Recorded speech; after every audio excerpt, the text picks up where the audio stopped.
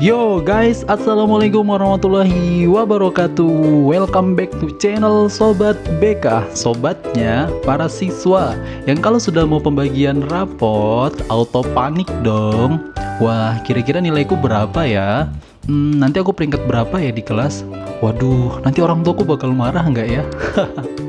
Pasti sering banget kan kayak gitu.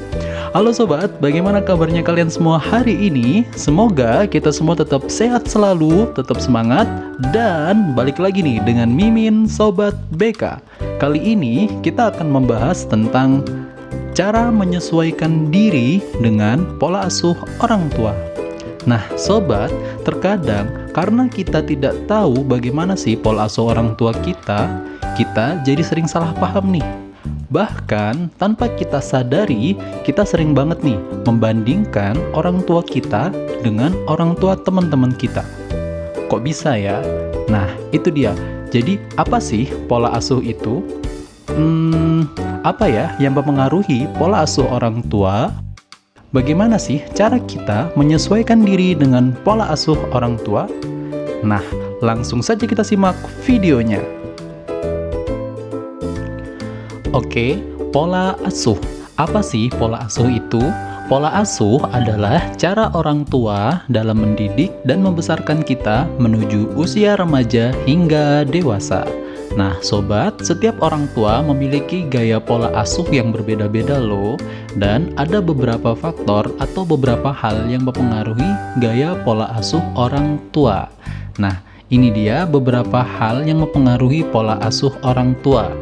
Yang pertama yaitu faktor bawaan. Maksudnya, pola asuh ini diturunkan oleh kakek kita. Misalnya nih, orang tua kita ketika dididik oleh kakek kita, misalnya dengan cara dimanja. Ya, bisa jadi orang tua kita pun saat mendidik kita dengan cara memanjakan kita. Begitupun sebaliknya, ketika kakek kita mendidik orang tua kita dengan tegas, dengan keras, biasanya orang tua kita pun akan mendidik kita dengan tegas dan dengan keras. Dan bisa jadi kita pun akan seperti itu nantinya. Itu dinamakan faktor bawaan ya. Yang kedua yaitu yang mempengaruhi pola asuh orang tua dari parenting plan. Maksudnya, sebelum orang tua kita menikah, dulu sebelum orang tua kita menikah, bapak dan ibu kita sudah merencanakan dulu. Besok ketika mau punya anak, pola asuh apa ya yang akan kita terapkan? Apa aja ya yang harus kita siapkan sebagai seorang ayah dan seorang ibu? Intinya, kedua orang tua kita sama-sama belajar untuk mempersiapkan cara mendidik anak yang tepat versi mereka. Dan ini dinamakan parenting plan yang terencana, pola asuh yang terencana. Nah, paham ya dengan faktor yang mempengaruhi pola asuh orang tua. Selanjutnya sobat, ada 4 tipe pola asuh loh. Yang pertama yaitu pola asuh pembiaran. Yang kedua yaitu pemanjaan. Yang ketiga yaitu otoriter. Dan yang keempat yaitu demokratis. Nah, kita akan membahasnya satu persatu ya sobat. Tolong disimak dengan baik-baik supaya sobat paham dan bisa menyesuaikan diri dengan pola asuh orang tua sobat. Oke, kita cus. Pola asuh yang pertama yaitu pola asuh pembiaran. Nah, ciri-cirinya seperti ini sobat. Biasanya yang pertama, orang tua sangat jarang banget nih berkomunikasi dengan kita. Yang kedua, sibuk pada urusannya masing-masing. Yang ketiga, jarang banget buat peduli sama kegiatan kita, aktivitas kita. Yang keempat, jarang banget memberikan pengawasan. Pokoknya bebas lah kita mau ngapain seperti apapun, jarang banget diawasi. Yang kelima, memberikan kebutuhan dasar aja. Jadi ya kayak pakaian, rumah, buku, uang sekolah, uang jajan, yang seperti itu diberikan kebutuhannya. Tetapi kayak buat diskusi jarang banget. Dan yang keenam, membebaskan tanpa pengawasan. Kita diberikan kebebasan tapi nggak pernah diawasin. Dan ini namanya pola asuh yang pembiaran. Terus bagaimana sih cara kita menyesuaikan diri dengan pola asuh pembiaran ini? Ayo, yang pertama, segera buat cita-cita dan impianmu. Terus, sibukkan diri untuk meraih cita-cita dan impianmu. Karena kita dibiarkan oleh orang tua kita, kayak nggak ada diawasi dan sebagainya, ya ayo kita sibukkan dengan cita-cita dan impian kita. Terus yang ketiga, ayo dong kita bangun komunikasi yang baik dengan orang tua. Dan yang keempat, mari cari lingkungan pertemanan yang positif. Mimin yakin dengan ini sobat bisa nih menyesuaikan diri dengan pola seorang tua dan menjadi pribadi yang lebih baik. Yang kedua yaitu pola asuh pemanjaan. Ciri-cirinya, yang pertama, selalu menuruti semua kemauan kita. Yang kedua, prioritasnya yang penting kita itu senang. Yang ketiga, membebaskan kita tanpa memberikan kita tanggung jawab. Bebas deh mau ngapain aja gitu. Yang keempat, selalu membela kita ketika kita salah. Mau salah mau bener pun tetap dibela gitu. Yang kelima, kurang banget nih mementingkan etika kita. Kadang kalau kita marah sama orang tua pun orang tua nggak begitu mempermasalahkan. Bahkan orang tua takut kalau kita marah sama orang tua. Dan ini biasanya dinamakan pola asuh pemanjaan, memanjakan banget. Terus, bagaimana sih cara menyesuaikan diri dengan pola asuh yang seperti ini? Nah, ini dia yang pertama, yaitu ayo dong kita belajar mandiri.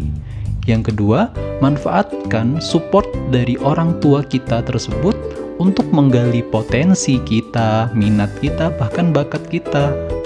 Dan yang ketiga, belajar untuk berorganisasi dan mengambil tanggung jawab.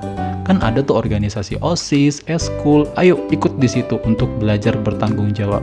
Yang keempat, ayo kita membuat agenda kegiatan yang positif sehari-hari. Dan yang terakhir, kita membuat reward dan punishment. Maksudnya hadiah dan hukuman. Ketika kita berhasil melaksanakan kegiatan kita yang positif, kita memberikan hadiah untuk diri kita sendiri. Begitupun sebaliknya. Nah, sobat, memang enak banget loh dimanja orang tua. Setiap orang pasti pengen nih dirasakan dimanjakan oleh orang tua. Tetapi, belajar menjadi pribadi yang mandiri sangat bermanfaat banget untuk kita dewasa nanti. Yang ketiga yaitu pola asuh otoriter. Waduh, ini ciri-cirinya yaitu orang tua itu banyak banget menuntut ke kita. Yang kedua, harapannya terlalu tinggi. Yang ketiga, semuanya pokoknya diatur orang tua. Yang keempat, kita sebagai anak harus nurut. Yang kelima, banyak banget peraturan yang harus kita taati di rumah. Yang keenam, komunikasinya hanya satu arah. Jadi hanya dari orang tua kita aja. Kita pun jarang dimintain untuk berpendapat.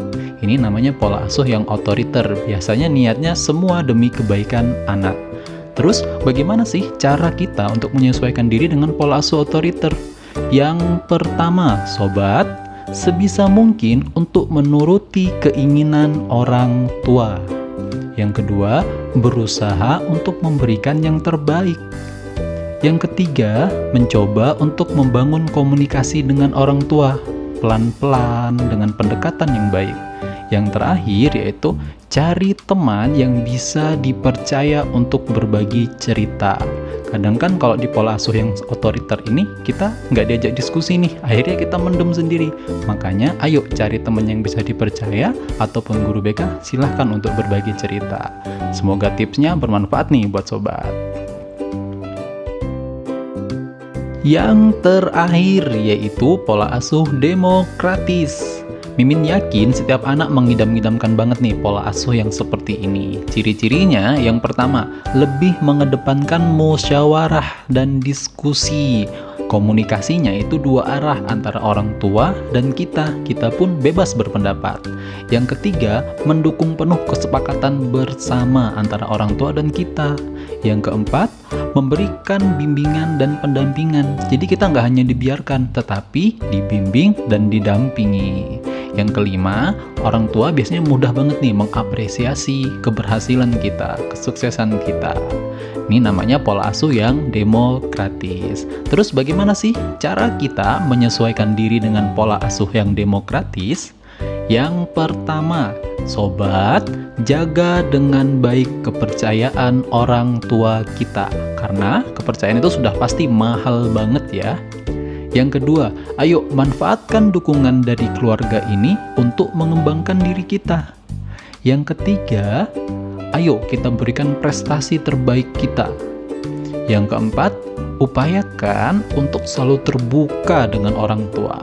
Pokoknya kalau terbuka dengan orang tua itu, waduh enak banget sobat. Apa-apa bisa kita bicarakan, nggak kita pendem sendiri. Itu udah good banget. Nah, itu dia 4 pola asuh yang ada, yang kita ketahui hingga detik ini. Nah sobat, selanjutnya, apa pola asuh orang tuamu dan bagaimana caramu menyesuaikan diri dengan pola asuh tersebut? Komen ya di kolom komentar. Mimin tunggu loh ya. Oke sobat, thank you. Sekian dulu pertemuan kita di video kali ini. Semoga bermanfaat. See you next time. Wassalamualaikum warahmatullahi wabarakatuh.